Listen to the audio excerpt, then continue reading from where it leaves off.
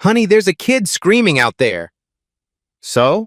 Look at that wheelchair. Some rich family's problem. They've got people for that. But she's just a child. And we're late for dinner. Drive. The sedan pulled away into the storm. Below, a 10-year-old girl clawed at her seatbelt.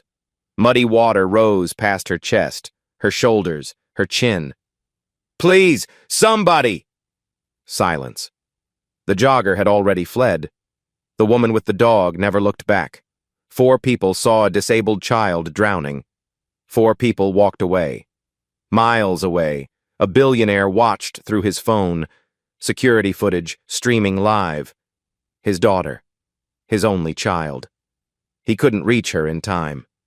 Then a 5th person appeared, a black teenager, soaked hoodie, 17 years old, nothing but a pocket knife. He didn't hesitate, didn't ask who she was. He ran straight into the storm. What happened 5 years later shocked everyone. But before we get to that moment, you need to understand who Darius Ingram really was. Not a saint, not a hero waiting for his moment. Just a 17-year-old black kid trying to survive in a world that didn't make it easy. 5:17 a.m., Macon, Georgia. The alarm hadn't gone off yet. It never needed to. Darius's eyes opened in the darkness. Same time every morning. His body didn't know how to sleep in anymore. The small shotgun house creaked and groaned around him. Paint peeling outside. Roof leaking whenever it rained hard. Floorboards that announced every footstep. But inside? Clean. Organized. Loved. Handmade curtains hung on every window. His grandmother had sewn them herself. Family photos covered the walls. The smell of old coffee and yesterday's cornbread lingered in the air. This was home. Small, worn, but filled with more warmth than mansions could ever hold. Darius moved quietly past his grandmother's bedroom, paused at the door, listened. That cough again, rattling in her chest, getting worse every week. She'd been coughing for 2 months now, but every time he mentioned a doctor, she'd wave her hand. Too expensive, baby, I'm fine. She wasn't fine. They both knew it. But knowing didn't pay medical bills. In the kitchen, Darius opened the refrigerator. The light flickered. Bulb going bad.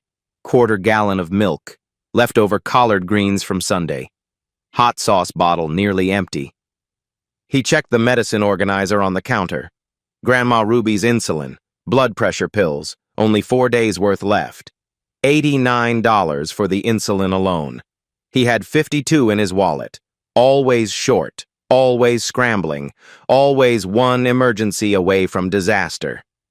On the old bookshelf in the corner sat a photograph in a cheap wooden frame. His father, James Ingram, wearing an orange construction worker uniform, grinning wide. Behind him in the photo, slightly out of focus, a building under construction. On the scaffolding, barely visible, the letters PHO on a company sign. The rest was cut off. Darius glanced at this photo but didn't linger. His relationship with his father was complicated. James worked construction in Texas now, called once a month maybe, sent money when he could, which wasn't often enough. They weren't close enough to really know each other, weren't distant enough to pretend the other didn't exist, just somewhere in between. Awkward. Unfinished. Another photograph hung on the kitchen wall. This one Darius did stop for. His mother. 28 years old in the picture. Beautiful, laughing, holding 5-year-old Darius at a church picnic. She'd died 5 years ago. Cancer that spread too fast, caught too late. Darius touched the edge of the frame. Didn't say anything. He never did. The ritual was enough. On his wrist, a cheap Timex watch, leather band worn thin, crystal scratched from years of use. His mother's only valuable possession. The only thing she'd left him. Still ticking perfectly. Like a second heartbeat. "Baby, you up already?" Grandma Ruby shuffled into the kitchen. housecoat and slippers, silver hair messy from sleep, eyes still tired but sharp. "I'll grab something at work, Grandma." "That ain't eating. That's surviving." She pointed at the kitchen chair. "Sit your behind down." Darius knew better than to argue. He sat. She moved slowly to the stove, pulled out the cast-iron skillet that had belonged to her mother, mixed the last of the cornmeal with water and a little lard. "Your daddy called last night," she said without turning around. "After you went to sleep." "He okay? Same as always? Working too hard? Sending what he can?" She paused. "He asked about you." Darius didn't respond. What was there to say? Ruby set a plate of hot cornbread in front of him, watched him eat. "You know," she said softly, "your daddy was just like you when he was young, always helping folks. Couldn't pass by somebody in trouble without stopping."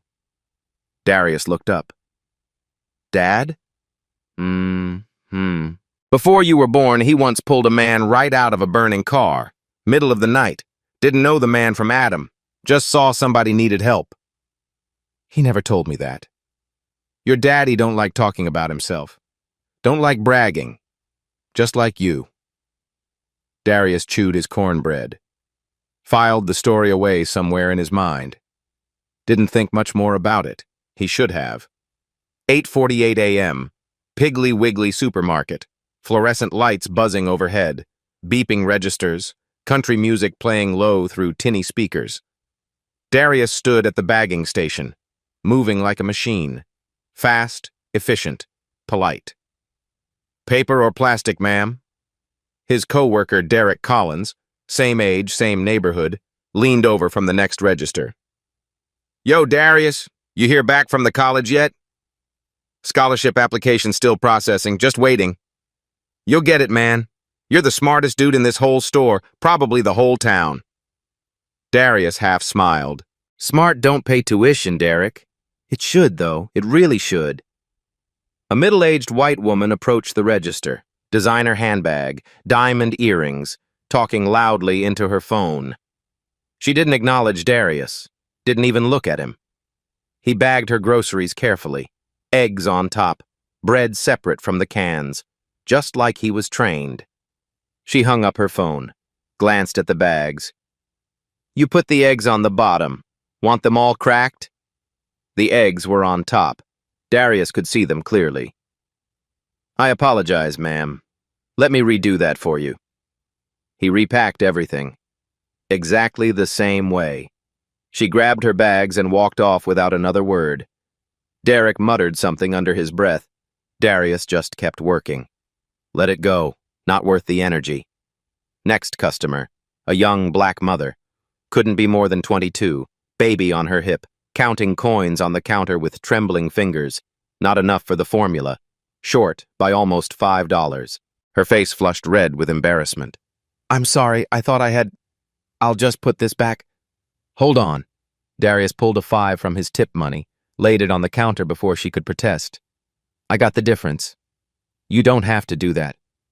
Everybody hits hard times, it's not a big deal." She blinked back tears, thanked him 3 times, held her baby a little tighter as she walked out. Derek shook his head. "You keep doing that, you'll never save enough for anything." "It's $5, Derek. She needed it more than me." "That's what you always say." 2:30 p.m. Henderson residence, wealthy suburb on the edge of town. Big houses, bigger yards. HOA rules posted on every corner. Mrs. Henderson's place, 2-story colonial, 3-car garage, lawn like a golf course. Darius pushed the old mower across the grass, sweat dripping down his face, sun beating down hard. But in the distance, the sky was changing. Dark clouds building on the horizon. Storm coming, misses. Henderson came outside with a glass of lemonade. Kind woman, early 60s, one of his best customers. "Darius, honey, why don't you come inside? Wait out this weather?" "Thank you, ma'am, but I've got 2 more yards after this. Need the money for my grandmother's prescriptions." She pressed a $20 tip into his hand. You work harder than anyone I've ever hired. Don't let anybody tell you you're not going places." "Yes, ma'am. Thank you." As Darius loaded his equipment into his beat-up pickup truck, he looked down the road. At the very end, massive iron gates, security cameras on tall poles, electric fencing glinting in the fading sunlight. A bronze plaque mounted on stone. Whitfield Estate, private property. He'd driven past those gates 100 times, maybe 1,000, never been inside, never even seen who lived there. A different world. Might as well be a different planet. A black SUV with tinted windows rolled out from the gates. Sleek, expensive, silent. On the license plate frame, a silver logo, some kind of bird rising with spread wings. The SUV glided past Darius like he wasn't there. He didn't notice the logo, didn't think twice about it. He would remember it later. 3:49 p.m. Darius drove home. First raindrops hitting the windshield. Radio broken. Had been for months, so he hummed a hymn his grandmother taught him. His mother's Timex showed 3:49. 47 minutes. That's how long he had left of his normal life. He just didn't know it yet. Emma Whitfield hated her golden cage. 10 years old, blonde hair that fell past her shoulders, green eyes that saw too much. She'd been born with mild cerebral palsy. Her legs didn't work right, never had, never would. Her wheelchair was purple, custom built, top of the line. Cost more than most people's cars. Electric motor so smooth it barely made a sound. Her mother had died giving birth to her. Complications. Nothing anyone could do. Her father had spent the last 10 years trying to make up for it, surrounding her with everything money could buy, except freedom. Bodyguards watched her every move. Cameras tracked her through the house. Schedules planned every hour of every day. For your safety, they always said. It felt like prison. Her bedroom was bigger than most apartments. Expensive toys she never played with. Books she'd read 3 times each. A turtle tank in the corner. Professor Shellsworth, her only real friend. Linda Moore, her caretaker, was talking on the phone in the hallway. Voice low but not low enough. "Yes, ma'am. She's in her room. No, nothing unusual today." Emma always listened. She'd learned that adults said the most important things when they thought children weren't paying attention. She looked out her window. The nature trail behind the estate wound through the trees. Miller's Pond was just a quarter-mile down that path. She'd read about the frogs there, seen pictures online, never seen them in person. Today, she decided, that would change. She knew the code to the back gate, had memorized it months ago, just in case. She wrote a note and left it on her pillow. Going to see the frogs, back in 30 minutes. On her wrist, a silver bracelet with a small charm, a phoenix with spread wings. Her father had given it to her on her 8th birthday. "So you always remember," he'd said. "We rise." She never took it off. The trail started easy. Emma felt free, actually free. Wind in her hair, leaves crunching under her wheels. For the first time in months, she smiled, really smiled. Then the rain came. First a drizzle, then harder, then sheets of water falling so thick she could barely see. The dirt path turned to mud, her wheelchair slowed, motors whining, struggling for traction. She should have turned back. She knew that, but she was stubborn, just like her father. She pushed forward. Then the front wheel dropped into a hidden drainage rut. The chair tilted. Emma grabbed at branches, at anything. Too late. The wheelchair flipped sideways and slid into the drainage ditch. 4 feet deep, filling fast with rainwater. She hit the water hard. Gasped. Muddy water flooded her mouth. The seatbelt was jammed, buckle bent from the impact. She pulled and twisted, but it wouldn't release. Water rose to her knees, her waist, her chest. "Help! Somebody please help me!" Thunder answered. Nothing else. The ones who walked away. The jogger saw her first. Middle-aged white man, expensive running gear, AirPods in his ears. He heard the screaming over his music, stopped, looked toward the ditch, saw the wheelchair, saw the child, saw the water rising. He hesitated, looked at his pristine running shoes, looked at the rain pouring down. Then he turned and ran, faster than before. In the opposite direction, Emma screamed after him, "Please, wait! Help me!" He didn't look back. The sedan came next. Nice car, well-dressed couple inside. They'd pulled over near the trailhead when they heard something. The wife cracked her window. "Honey, I think someone's screaming out there." "So call 911. She dialed, put it on speaker. "They say it'll be 15 minutes for someone to arrive." The husband looked at the rain, looked at his leather seats, looked at the time. "Then 911 will handle it. Not our problem." "But it sounds like a child, and we're already late for dinner. Drive." They drove away. The woman with the dog came third. Raincoat, umbrella, small terrier on a leash. She heard the screams clearly. Walked close enough to see the ditch, the wheelchair, the girl. Stood there for 5 long seconds, then turned and walked away, pulling her dog behind her, never once looking back. High on a hill, hidden among the trees, a black SUV sat parked. Inside, a security guard in a dark suit watched through binoculars. His phone rang. "Report," Richard Whitfield's voice, barely controlled panic. "Sir, she's trapped in the east drainage ditch. Water's rising fast." "I'm 12 minutes out. Get to her." "Sir, I'm at the north observation point. The terrain... I can't reach her in less than 6 or 7 minutes on foot. I'm not sure I'll make it." "Is anyone else nearby?" The guard scanned the area. 3 people have passed by, sir. A jogger, a car, a woman walking a dog." "And?" The guard's voice dropped. "They all walked away, sir." Silence on the line. Then Richard Whitfield's voice cracking. "My daughter. My little girl." The 5th person. Darius was almost home. His truck sputtered and coughed. Check engine light glowing orange. He'd been ignoring it for weeks. Today it wouldn't be ignored anymore. He pulled over near the trailhead. Popped the hood.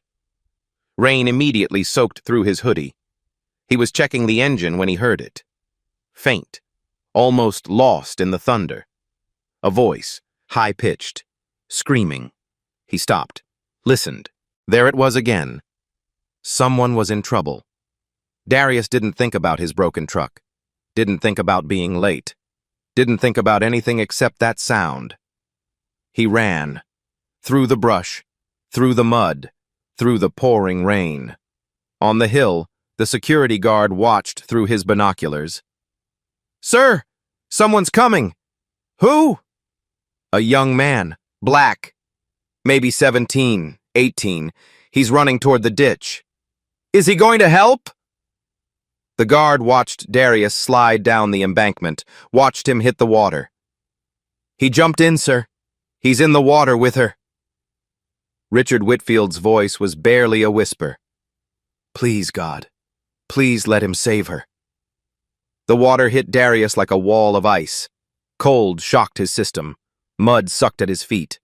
The current, stronger than he expected, pushed against his legs.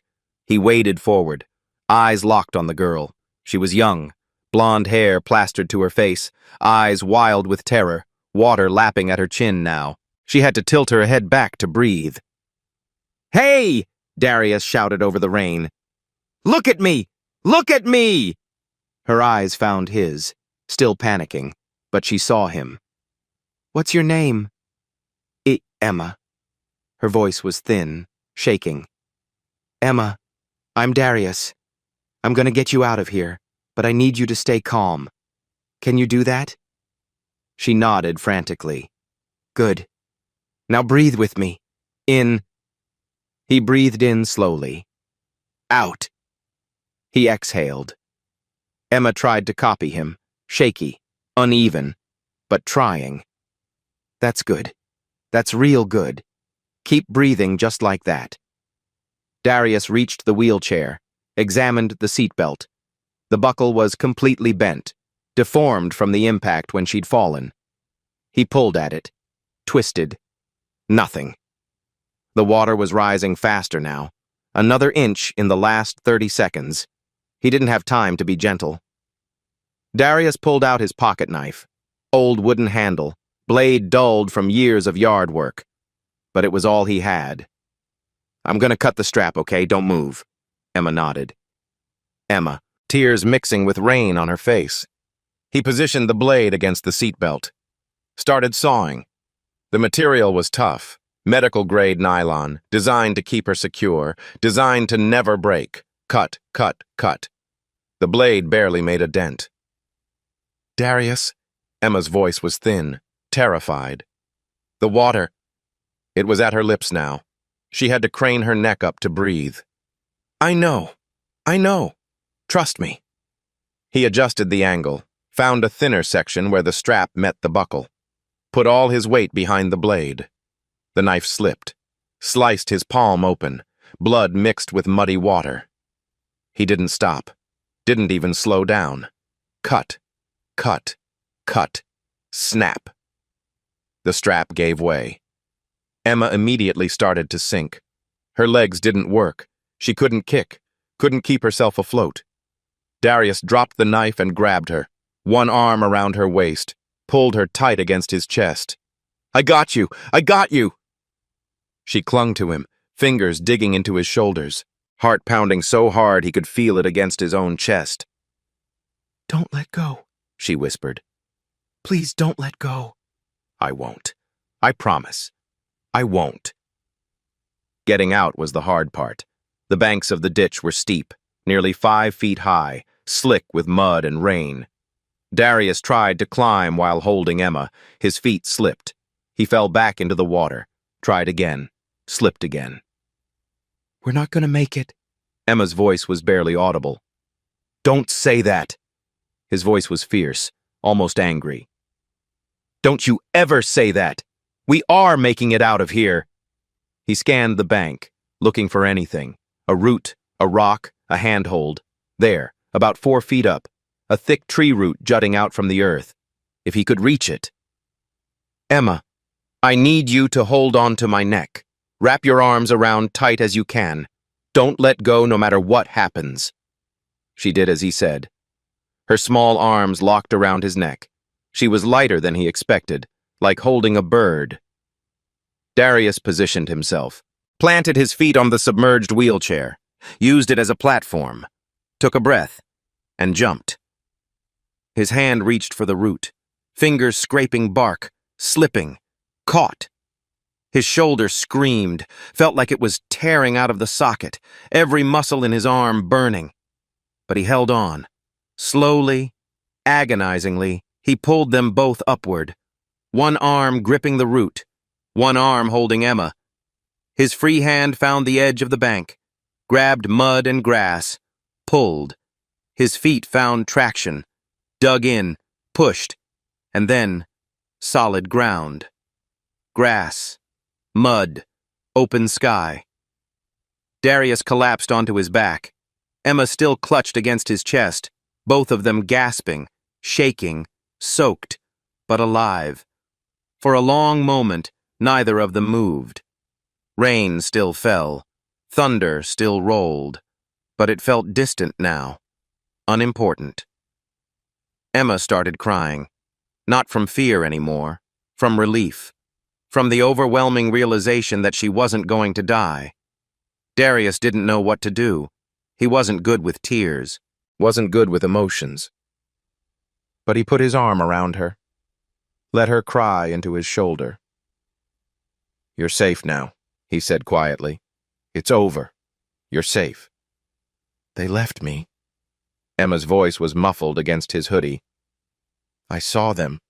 They looked at me and walked away. All of them." "I know. Why? Why would they do that?" Darius didn't have an answer. He'd been asking himself the same question. I don't know, he said honestly, but I'm here now, and you're okay. That's what matters. Darius looked down at his wrist. His mother's Timex. The crystal was fogged. Water had seeped inside the casing. The second hand had stopped moving. Ruined. He stared at it for a long moment. The only thing his mother had left him. Then he looked at Emma, shivering, scared, but alive. His mother would understand, shouting from the trail. A woman came crashing through the brush. Latino, 40s, professional clothes now soaked and muddy. Behind her, 2 men in black suits, security guards. Emma! The woman, Linda Moore, Emma's caretaker, dropped to her knees, hands running over Emma's arms, legs, face. Oh my God, oh thank God. She looked at Darius, really looked at him for the first time. You saved her. It wasn't a question. She was drowning. I helped. Linda's eyes welled up. Thank you. Thank you. One of the security guards approached Darius, professional, assessing. What's your name? Darius. Darius Ingram. Something flickered across the guard's face. Recognition? Surprise? He spoke quietly into his earpiece. Sir, I have the boy's name. Darius Ingram. Pause. Yes, sir. Ingram. Ingram. Another pause. Longer this time. Then the guard looked at Darius with a completely different expression. Almost like respect. Mr. Whitfield is on his way. Darius didn't know who Mr. Whitfield was. Didn't understand why his name seemed to matter. He just sat in the mud, in the rain, holding a little girl's hand. Waiting. The black Mercedes arrived like it was breaking the sound barrier. Tires screamed on wet pavement. Door flew open before the car fully stopped. Richard Whitfield, tall, gray at the temples, tailored suit now spotted with rain, ran across the lawn. Actually, ran. Darius had never seen someone in a suit that expensive move that fast. He dropped to his knees in front of Emma, pulled her into his arms. Baby girl, my baby girl. His voice cracked. Are you okay? Are you hurt? I'm okay, Daddy. He saved me. Emma pointed at Darius. He jumped in and saved me. Richard looked up, took in the teenager in front of him, the soaked hoodie, the muddy jeans, the blood still seeping from the cut on his palm, the calm, steady eyes. Richard stood slowly, walked over, extended his hand. Thank you. His voice was thick with emotion. Thank you for saving my daughter. Darius shook his hand. I just did what anybody would do. Richard's expression shifted. Something painful moved behind his eyes. No, you didn't. He paused. 4 people saw my daughter drowning today. 4 people walked away. I watched them on the security cameras. A jogger, a couple in a car, a woman with a dog. His jaw tightened. You were the only one who ran toward her instead of away. Darius didn't know what to say to that. A security guard approached, held out a thick envelope. Mr. Whitfield would like to express his gratitude. There's $5,000 inside. Darius looked at the envelope, then at Emma, then at Richard. I don't need money for helping a kid. The guard blinked. Are you sure? That's a significant amount. I'm sure. Darius's voice was firm but not rude. She was in trouble. I helped. That's all there is to it. Richard was watching closely. Something shifted in his eyes, like a suspicion being confirmed. He nodded at the guard, put the money away, then quietly, almost to himself, just like his father. Darius didn't hear. Emma rolled over in a backup wheelchair. She reached for Darius's hand. You really saved my life. You would have figured something out. No. She shook her head firmly. I saw them walk away. Every single one. You were the only one who came. She studied his face like she was memorizing it. What's your full name? Darius Ingram. Darius Ingram, she repeated slowly, carefully, like the words meant something. She unclasped her silver bracelet, the one with the phoenix charm. I want you to have this. Darius stepped back. I can't take that. Please, my dad gave it to me. It means we rise. You helped me rise today. Literally. She held it out, waiting. Darius hesitated, but the look in her eyes, so serious, so sincere, made it impossible to refuse. He took the bracelet. The phoenix glinted in his palm. Thank you, Emma. Thank you, Darius. A security guard drove Darius back to his truck. The rain had finally stopped. Everything was dripping, clean, sparkling in the late afternoon sun. Before Darius got out, the guard handed him a business card, plain white, just a phone number. Mr. Whitfield says if you ever need anything at all, call this number, day or night. Darius took the card, slipped it into his wallet behind the photo of his mother. He wouldn't call. He wasn't looking for charity. That night, Darius sat on his bed in his small room. His mother's Timex watch sat on the nightstand, broken. Water still trapped under the crystal. In his palm, Emma's bracelet, the phoenix charm catching the lamplight. Grandma Ruby appeared in the doorway. You're home late. Everything okay? Yeah, just helped someone today. A kid got stuck in the rain. Ruby studied him with those sharp old eyes, then smiled. Just like your daddy. Just like your mama, too. She kissed his forehead and shuffled back to bed. Darius looked at the bracelet again. He didn't feel like a hero. He felt tired and sore and strangely hollow. He kept thinking about those 4 people, the jogger, the couple, the woman. How could they just walk away? What was wrong with people? He didn't know that at this very moment, a billionaire was making phone calls, pulling files, asking questions, and that everything was about to change. 3 weeks passed. Darius went back to his normal life. School applications, grocery store shifts, weekend lawns. He tried not to think about the girl in the ditch, the mansion, the billionaire. But strange things started happening, things he couldn't explain. Week 3, the scholarship letter. Darius tore open the envelope from Macon Community College. His hands were shaking. Full scholarship approved. He read it twice, 3 times. Something was wrong. He'd applied for partial aid, not full coverage. His grades were good, not perfect. He called the financial aid office. There was an anonymous donor who covered the remaining amount, the woman said. That's all the information I have. Grandma Ruby clapped her hands together. The Lord provides! Darius wasn't so sure it was the Lord. Month 2, Grandma's medication. The pharmacy called. Ruby's insulin had been prepaid, 6 months in advance. Who paid for it? Darius asked. I'm sorry, that information is confidential. Ruby insisted it must be the church helping out. Darius called the church. Pastor Williams had no idea what he was talking about. Month 4, the job offer. A property management company called out of the blue. They wanted Darius to handle landscaping for 5 houses, long-term contract.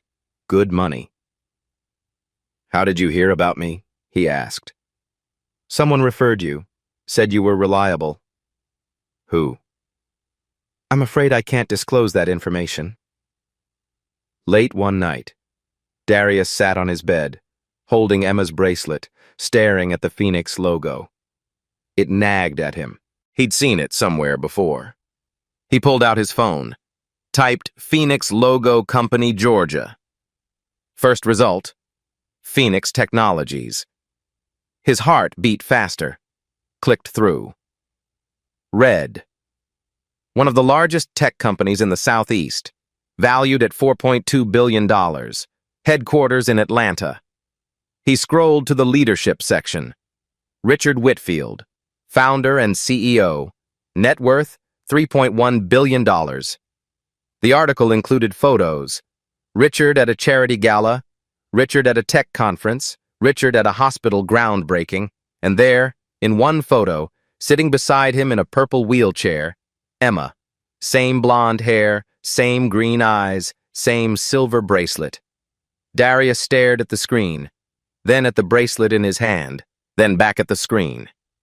He'd saved a billionaire's daughter. He'd refused $5,000 from one of the richest men in Georgia. And now that man apparently knew his name, his address, his grandmother's prescriptions, and his college applications. He should feel grateful. Instead, he felt watched.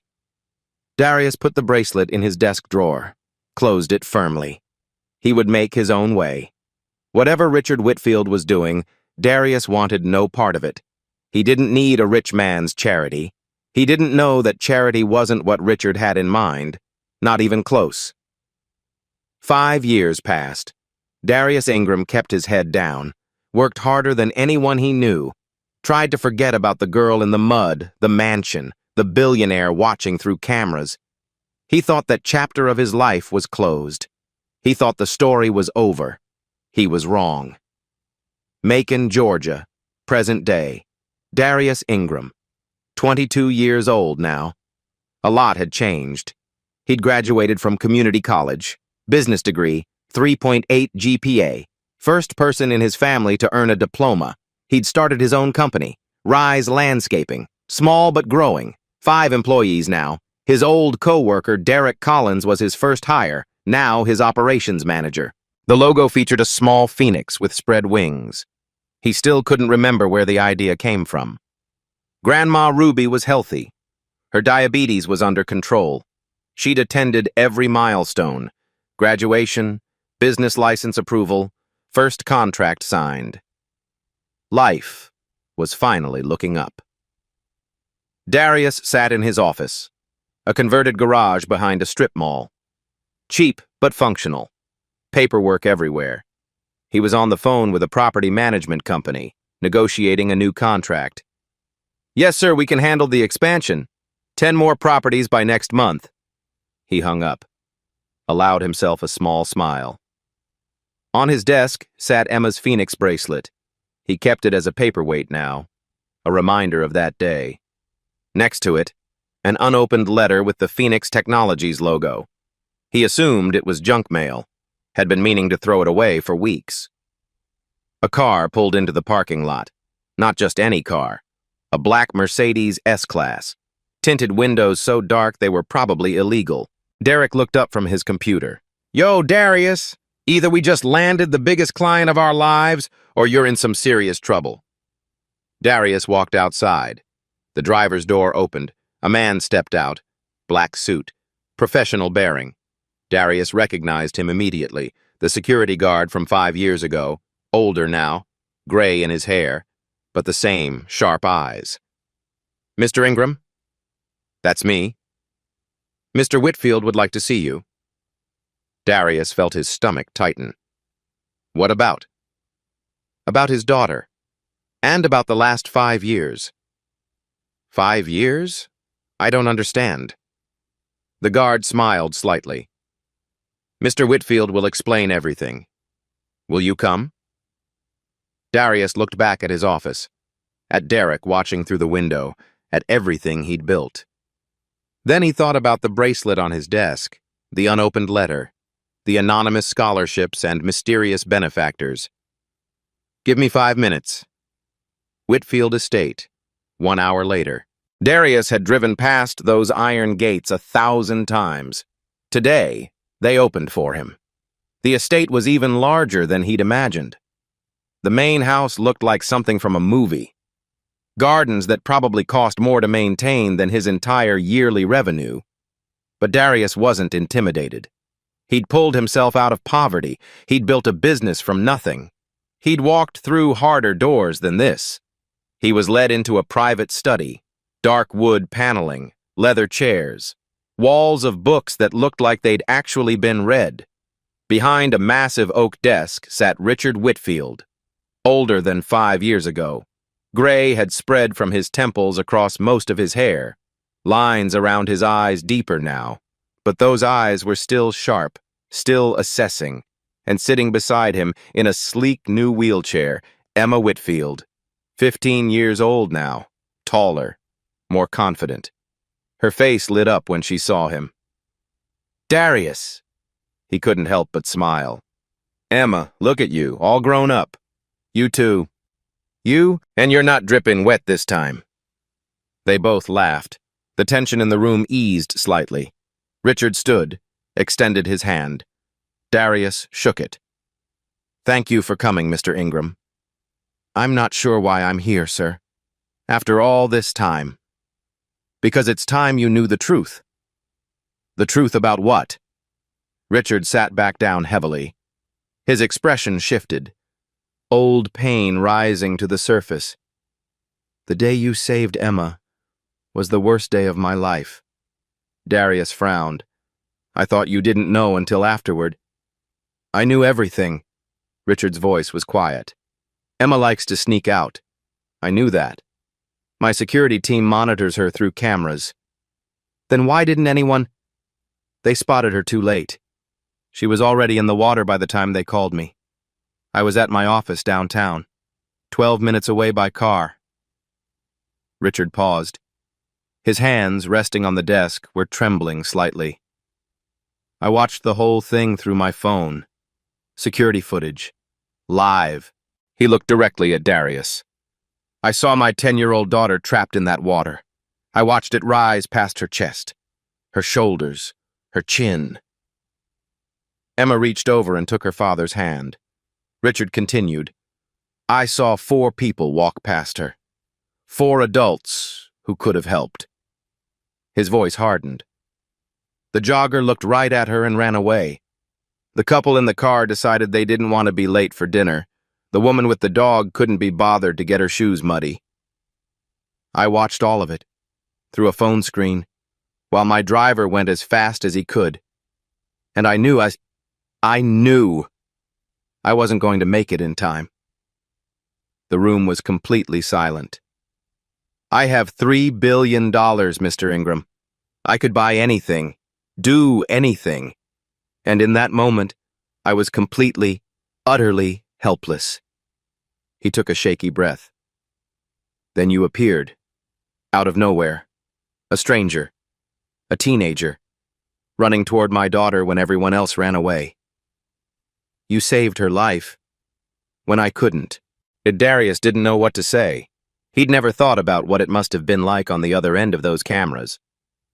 "After that day," Richard said, "I had my team find out everything about you. Not to spy, to understand." "Understand what?" "What kind of person runs toward danger instead of away from it?" Richard leaned forward.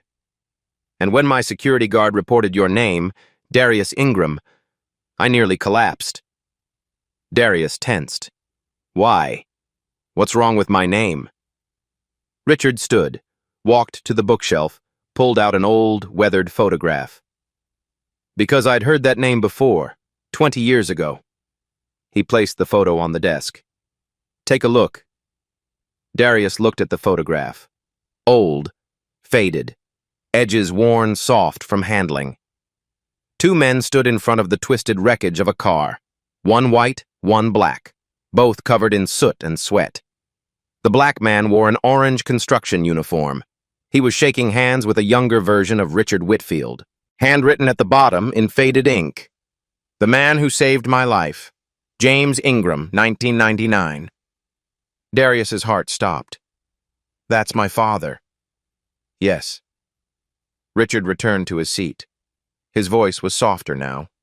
"Older. 1999. I was 32 years old. Phoenix Technologies was barely off the ground. I was working 20-hour days, trying to keep the company alive. He stared at the photo. One night, driving home at 2 in the morning, I lost control of my car, hit a guardrail. The car flipped twice, landed upside down. Gas was leaking everywhere. I was trapped, couldn't move my legs. I was going to burn to death. Emma squeezed her father's hand tighter. Your father was working a night shift at a construction site half a mile away. He heard the crash, ran over, didn't hesitate. Richard's voice cracked slightly. He smashed my window with a chunk of concrete, cut his hands to ribbons getting me out, dragged me 50 feet away just before the car exploded. James Ingram saved my life. Darius couldn't speak. His throat had closed up. I tried to repay him, offered him money, a job at my company, anything he wanted. He refused, said he didn't need payment for doing what was right. Richard looked at Darius intently. Sound familiar? Darius thought about the $5,000 he'd turned down, the same words he'd used. Your father and I exchanged numbers, but he moved away a few months later, followed construction work to Texas. I lost track of him. For 20 years I looked for him. Never found him. Richard leaned forward. Then my security guard called in your name. Darius Ingram. I had my people check the records. Son of James Ingram. Same James Ingram who pulled me from a burning car in 1999. Your father saved my life.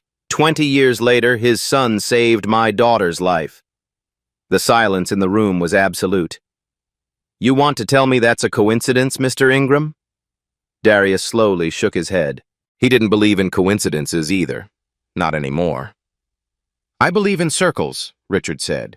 In debts that span generations. Your family saved mine twice. I owe more than I can ever repay. There's more, Richard said. Darius braced himself. He wasn't sure how much more he could process. After you saved Emma, I didn't just observe you from a distance. I protected you. Protected me how? Your full scholarship. I funded the portion your aid didn't cover. Anonymously. Darius's eyes widened. Your grandmother's insulin and medication. I've been paying for it. All 5 years. Including that specialist visit 2 years ago when she showed early signs of kidney complications. She never told me about any specialist. She didn't know who was paying. It was arranged through a community health initiative. There was no such initiative. It was me. Richard stood, walked to the window, looked out at the grounds. 3 years ago, a large landscaping company tried to undercut your prices, steal your clients, drive you out of business. Darius remembered that. A brutal few months. He'd nearly lost everything. I bought that company, quietly, through a subsidiary, made them back off. 4 years ago, a contractor tried to trap you into a predatory contract. My lawyers sent you an anonymous email warning you about the hidden clauses.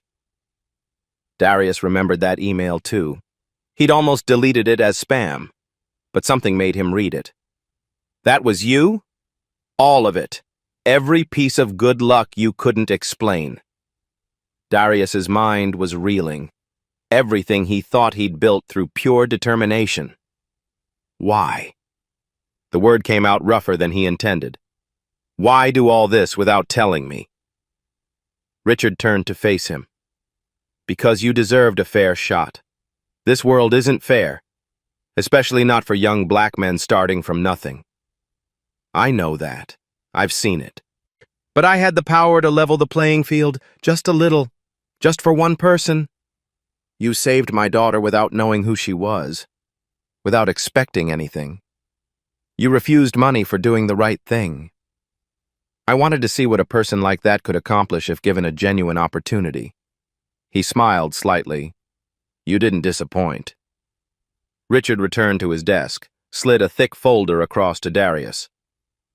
I didn't bring you here just to tell you stories. I have a business proposition. Darius opened the folder, scanned the first few pages. Phoenix Technologies is launching the Phoenix Foundation, a program to fund and support minority-owned small businesses. $10 million in the first year. Mentorship, resources, real infrastructure. Richard leaned forward. I want you to run it, not as an employee, as co-owner. 15% equity stake. Darius looked up sharply. 15% of 10 million could be worth significantly more if the foundation grows, which I believe it will.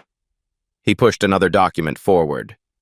Additionally, Rise Landscaping. Phoenix Technologies has 45 properties across Georgia. I want your company as our exclusive landscaping contractor. 5-year contract, $2.5 million guaranteed. Darius's hands were trembling as he held the papers. And one more thing. Richard pulled out a small velvet box, set it on the desk between them. I found your father. James is still in Texas, working construction. I'd like to fly him home. Have him join you. At Rise Landscaping, at the foundation. Wherever you both want. He opened the box. Inside, Darius's mother's Timex watch, completely restored, ticking perfectly. I know you destroyed this saving, Emma. I had the best watchmaker in Georgia restore it. Richard turned the watch over. On the back, freshly engraved, from a grateful father, R.W. Darius stared at the watch, at those words, at everything in front of him. For the first time since his mother's funeral, he cried. Darius thought the story would stay between them. Private, personal. He underestimated Richard Whitfield. Phoenix Foundation Launch Event. Atlanta, 3 weeks later. 500 guests filled the ballroom of the Ritz-Carlton. Business leaders, politicians, tech executives, journalists from every major outlet. Cameras everywhere, lights bright enough to blind. Richard Whitfield took the stage to polite applause. Thank you all for joining us tonight. We're here to announce the Phoenix Foundation, a new initiative to support minority entrepreneurs across the Southeast. He paused. But before we discuss business, I want to tell you a story. A true story. About my family. The massive screen behind him flickered to life. 5 years ago, my daughter almost died. Security footage appeared on screen, Emma's wheelchair tipping into the flooded ditch, the water rising around her. The ballroom went completely silent. She was 10 years old, trapped, drowning, and 4 people walked right past her. New footage, the jogger looking at Emma, then turning and running away, the sedan pulling up, then driving off, the woman with the dog walking past without stopping. Murmurs of disbelief rippled through the crowd. Someone gasped. I watched through my phone. Live. Helpless. My daughter was dying and I couldn't reach her. Richard's voice wavered. He steadied himself. Then a 5th person appeared. The screen showed Darius, 17, soaking wet, sprinting into frame, jumping into the ditch, cutting the seatbelt, pulling Emma to safety. This young man was 17 years old. He didn't know who Emma was, didn't know who I was, didn't know he was being recorded. He only knew someone needed help. Richard gestured toward the side of the stage. Ladies and gentlemen, please welcome Darius Ingram. Darius walked out into the lights, heart pounding, 500 people watching. He'd faced drowning water with more composure than this. But he stood tall, walked to Richard's side. Richard placed a hand on his shoulder. Now let me tell you the part that made me believe in destiny. The old photograph appeared on screen. James Ingram shaking hands with young Richard beside the wrecked car. 20 years before his son saved my daughter, this man, James Ingram, saved my life.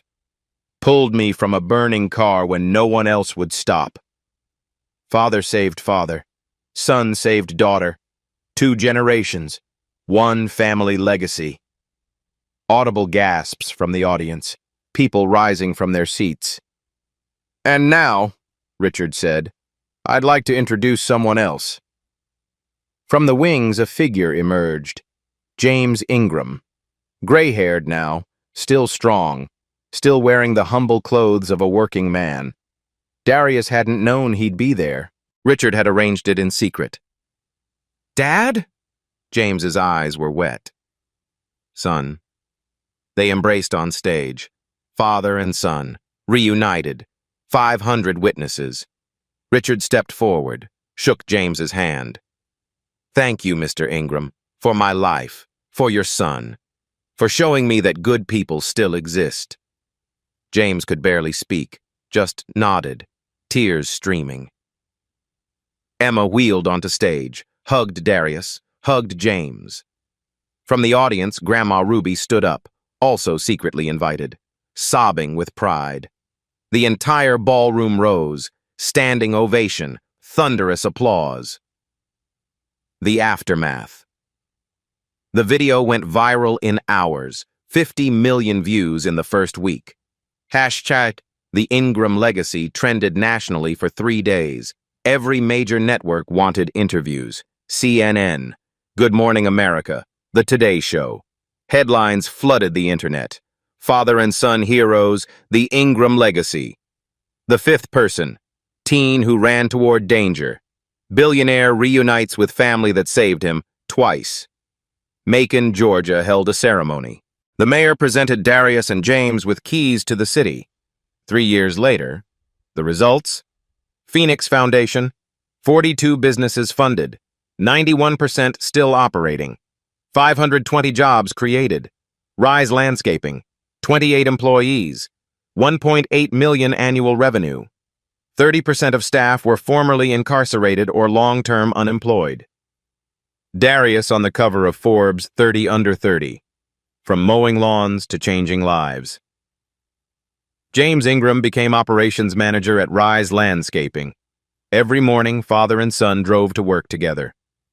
Never thought I'd see this, James said one morning. We built this, Dad. Together. One story stood out. Jerome, 24, just out of prison, couldn't get hired anywhere. Darius's team said he was too risky. Darius said, 5 years ago, everyone wrote me off too. Someone believed in me. He gave Jerome a chance. 3 years later, Jerome's auto shop employed 6 people. Revenue, $320,000 annually. 8 years after the storm, 2 people returned to where it all began. Miller's Pond Trail, completely transformed now. Paved path, accessibility ramps, solar-powered lights, part of the newly opened Whitfield Nature Preserve, free to the public. Darius walked slowly beside Emma's wheelchair. She was 18 now, heading to Stanford in the fall, non-profit management, still in the wheelchair, stronger than ever. They stopped at the spot where the ditch used to be. It had been filled in, replaced with a small memorial garden, benches, flowers, a fountain. In the center, a bronze plaque. For those who run into the storm and never walk away. Emma smiled. Dad wanted to put your name on it. And I said no. You always say no. Darius shrugged. Because it's not about me. It's about the next person who walks by, reads those words, decides to be someone who helps instead of someone who walks away. Emma was quiet for a moment. I got my acceptance letter. Stanford. I heard. Your dad called me 12 times to celebrate. She laughed. He's ridiculous. Then, more serious, I want to come back after I graduate, work with you, at the foundation. Darius raised an eyebrow. You know I'll make you earn it. I know. That's why I want to work for you. That evening, the Ingram house, no longer a run-down shotgun shack. Renovated now. Fresh paint, new roof, garden in the backyard that Darius had planted himself. Family dinner around the big table. Grandma Ruby at the head, still sharp at 77. James across from her, finally home after all those years. Derek and some of the Rise landscaping crew filling out the seats. Laughter, good food, stories told and retold. Home. Later, Darius sat alone on the back porch. In his hands, two objects. His mother's Timex, running perfectly now. The engraving on the back catching the moonlight. From a grateful father, R.W. Emma's Phoenix bracelet. She'd given it to him permanently. "You earned it," she'd said. James stepped outside, sat down beside his son. "What are you thinking about?" Darius looked at the stars. "What if I'd walked away that day, like the others? You never would have." "How do you know?" James put a hand on his shoulder. "Because you're my son, and your mother's son. We didn't teach you with words. We taught you by how we lived." Darius smiled. "Thanks, Dad." "No, son. Thank you for making me proud, for giving me a reason to come home." They sat together in comfortable silence, father and son, finally at peace. Darius looked up at the sky, thought about his mother, whispered, "I stayed soft, Mama. Just like you said. I kept my promise." 4 people saw a child drowning. 4 people walked away. Darius Ingram was the 5th person. He didn't know she was a billionaire's daughter, didn't know cameras were watching, didn't know his own father had saved her father 20 years before. He only knew someone needed help. So he ran into the storm. Today, somewhere out there, someone is waiting for you. Maybe it's just a kind word, a small favor, a moment of your time. Don't be one of the 4 who walks away. Be the 5th person. If this story moved you, hit that like button. Subscribe for more stories like this. Share it with someone who needs to hear it today. We rise together, or we don't rise at all. Now I want to hear from you. Have you ever been someone's 5th person? Or has a stranger ever been that person for you? Tell me your story in the comments. I read every single one.